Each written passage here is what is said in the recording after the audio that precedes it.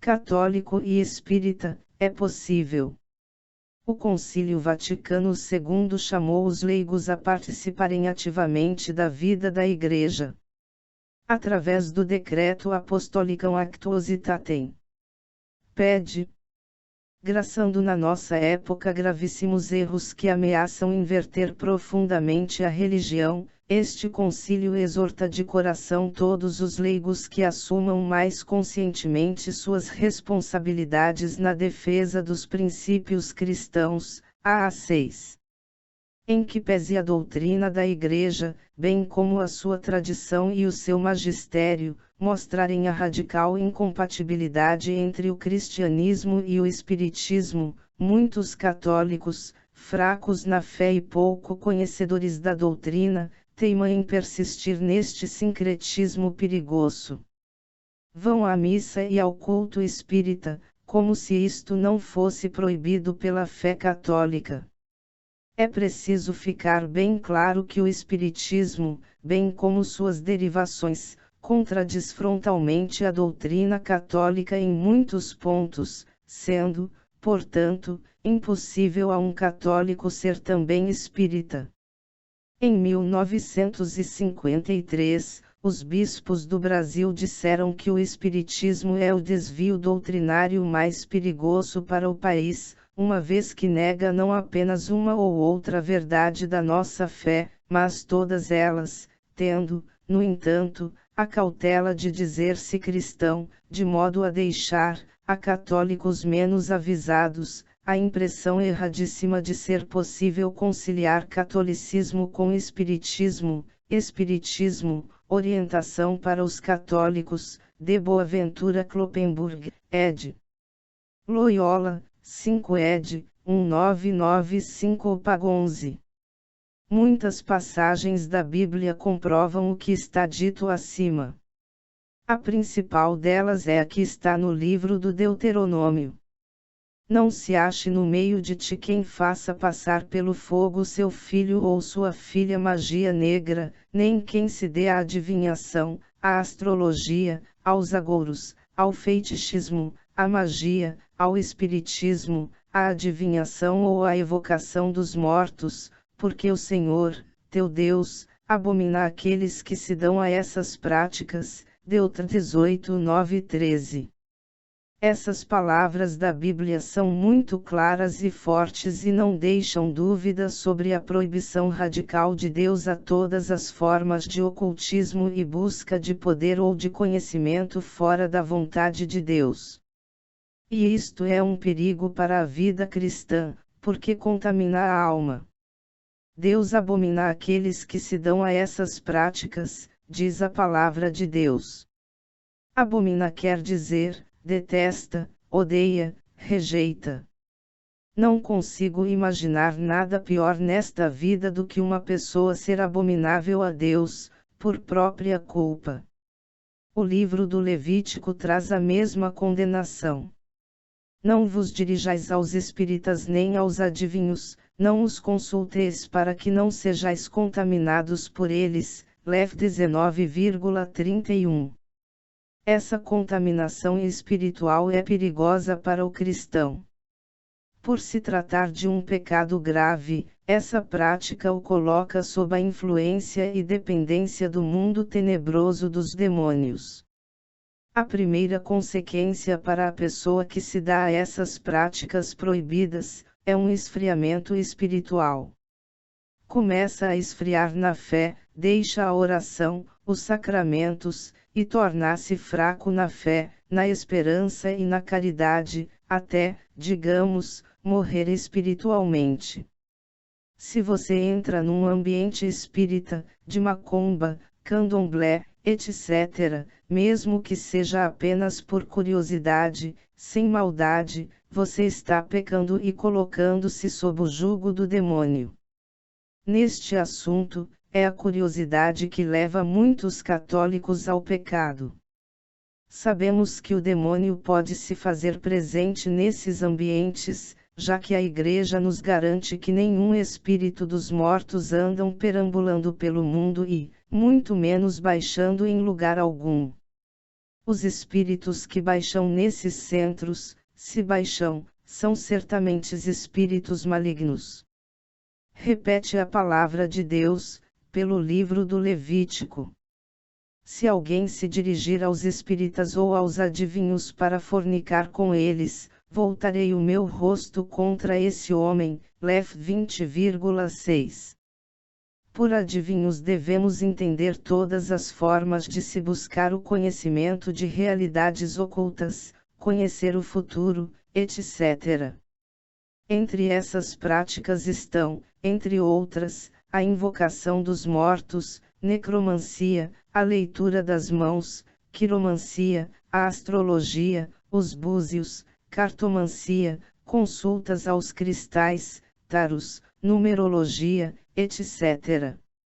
Uma verdade bíblica que todo católico precisa saber, é o que disse São Paulo aos Coríntios. As coisas que os pagãos sacrificam-nas aos demônios e não a Deus. E eu não quero que tenhais comunhão com os demônios. Não podeis beber ao mesmo tempo o cálice do Senhor e o cálice dos demônios.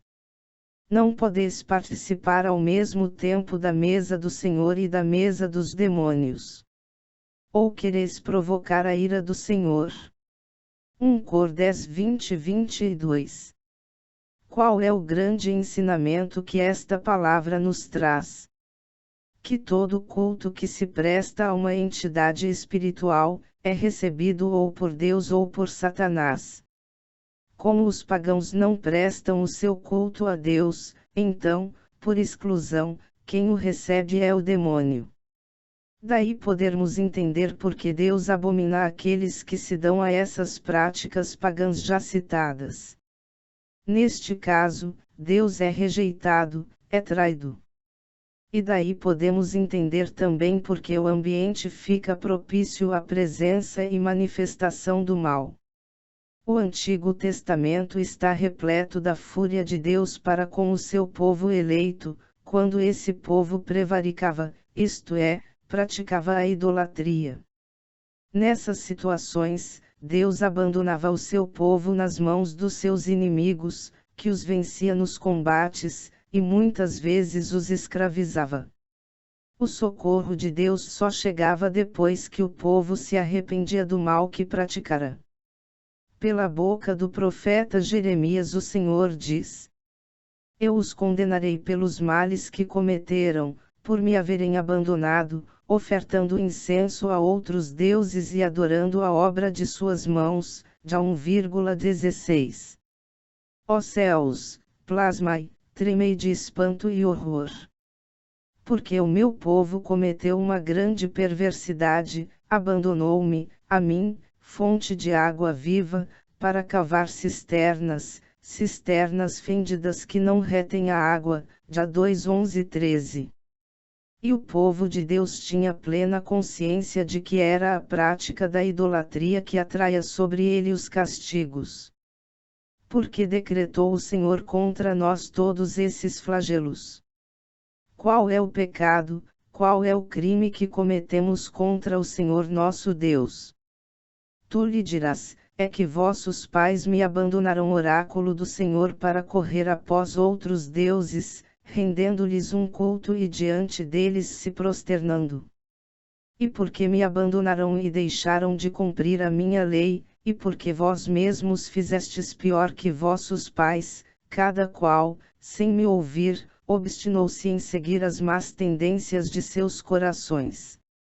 Assim, expulsar-vos-ei desta terra para vos lançar numa terra que não conhecestes, nem vós, nem vossos pais. Lá, dia e noite, rendereis culto aos deuses estranhos, porque eu não vos perdoarei. Já 16:10-13. Os Atos dos Apóstolos, escrito por S. Lucas, contam que S. Paulo expulsou um espírito de adivinhação de uma moça escrava que, com suas adivinhações, dava muito lucro a seus senhores.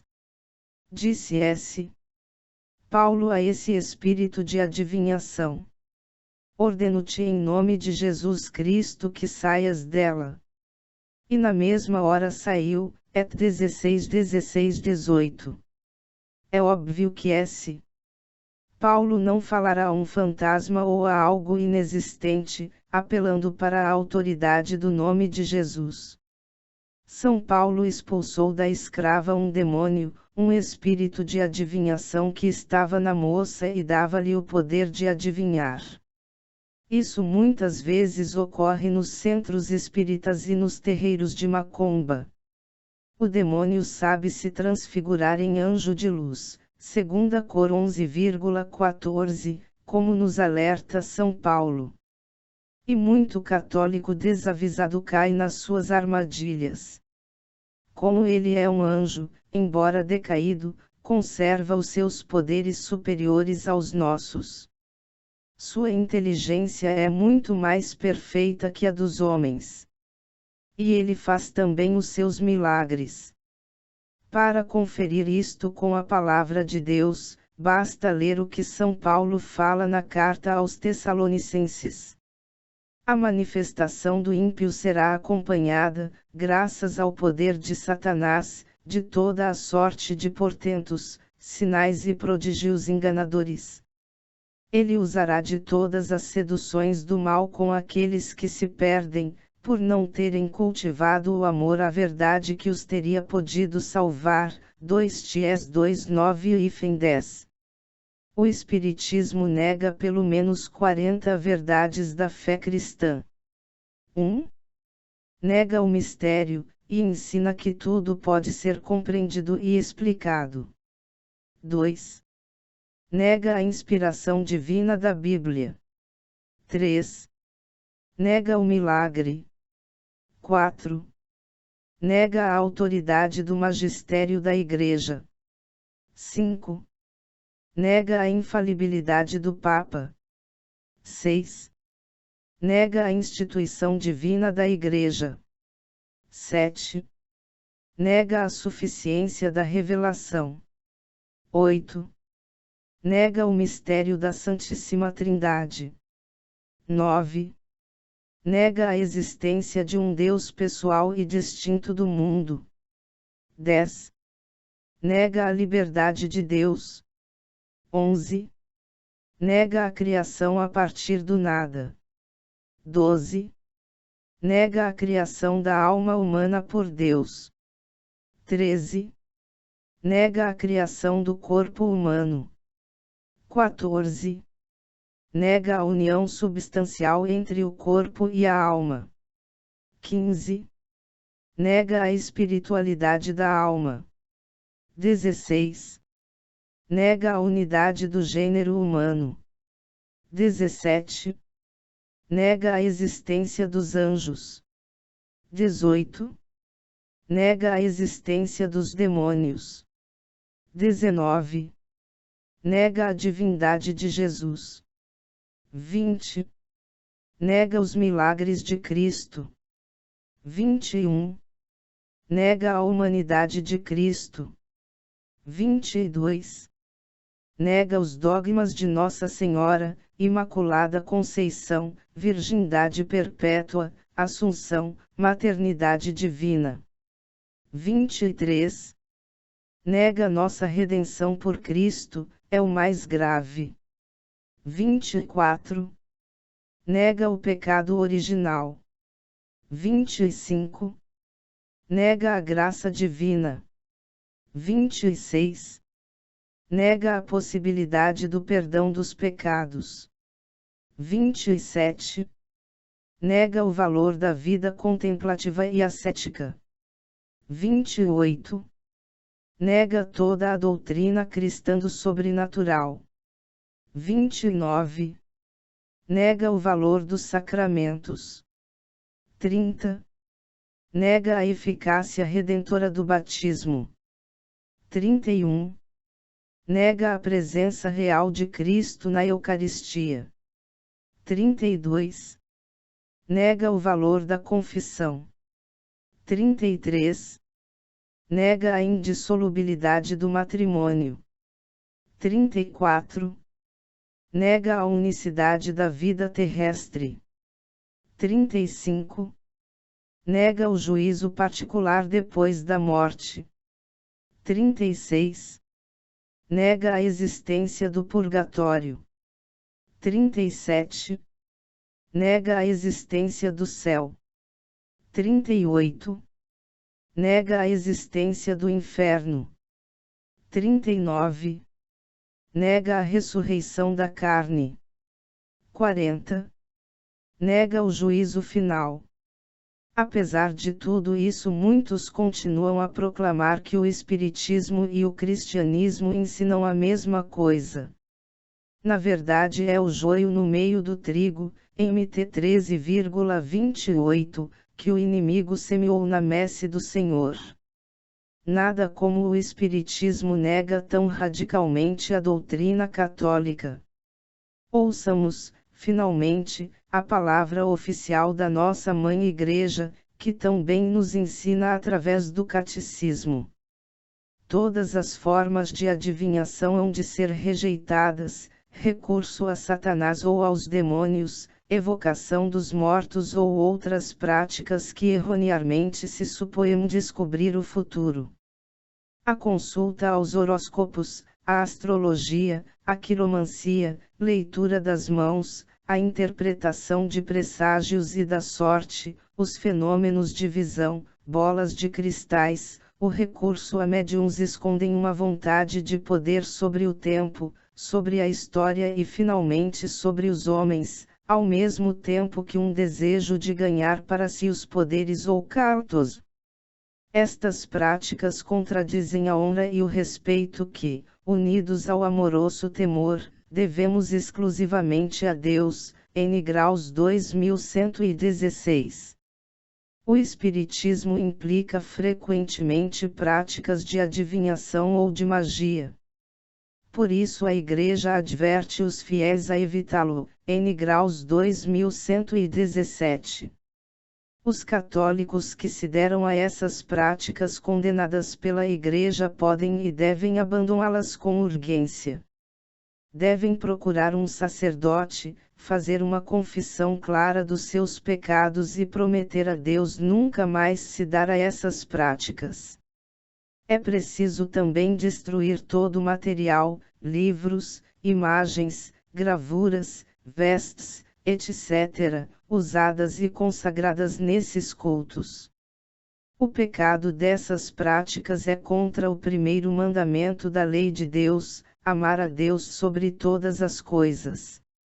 A gravidade está no fato da pessoa ir buscar poder, fama, dinheiro, consolação, etc., num lugar e numa prática não permitida por Deus e pela Igreja. Isto ofende a Deus. Essas práticas eram usadas na Mesopotâmia antiga, no Egito, entre os povos de Canaã, enfim, entre os pagãos, e eram terminantemente proibidas por Deus ao seu povo. Parece que hoje, grande parte do povo, volta ao paganismo e às suas práticas idolátricas. Isto nega o cristianismo. A Igreja, como mãe bondosa e cautelosa, não quer que os seus filhos se percam. Retirado do site, Comunidade Católica Shalom. https://conshalom.org/comunidade/ e transformado em audiobook por Católico Formado e Informado é Católico Preparado. Curta, compartilhe e se inscreva no canal. Se puder, apoie o canal fazendo uma doação de qualquer valor através do Pix clicando no link da descrição do vídeo ou no comentário fixado, pois isso será de grande ajuda e incentivo para a criação de novos conteúdos. Paz e bem.